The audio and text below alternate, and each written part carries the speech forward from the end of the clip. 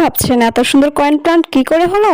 আমি কিন্তু প্রায় 2 মাস আগে কয়েন প্লান্টের কিছু শিকড় এই কালো গামলাতে বসিয়েছিলাম। কাদা পানির ওপর শিকড়গুলো হালকা করে বসিয়ে রোদ দেখে জায়গা মতো রেখে দিয়েছিলাম, আর সব সময় টবে পানি রাখতাম। 1 মাস পর টবটা ঠিক এমন হয়েছিল, যদিও আমি রিপোর্টিং করিনি, কিন্তু ঠিক 2 মাস পর দেখেন টবের ফাইনাল লুক কতটা সুন্দর আর ঝোপালো হয়ে গেছে। এর কিন্তু কোনো যত্ন লাগে না, শুধু রোদ আর পানিটা ঠিক রাখলেই হলো। আর এই টবটার মতো আমি এই টবটাও ঝোপালো করবো, যার জন্য এটা আজ রিপোর্টিং করে দিব। এই টবটাতে হালকা পাতা আর ফুল হয়েছে, আমি সমান করে সবগুলা কেটে দিচ্ছি, তাহলে এই টবটা পরবর্তীতে সবগুলা এক সমান ভাবে বেড়ে উঠবে আর ঝোপালো হবে।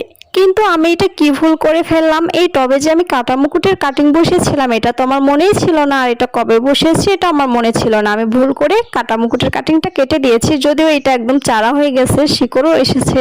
যাই হোক, এখন কিছুই করার নেই, আমার মতো আপনারাও আবার এমন ভুল করবেন না।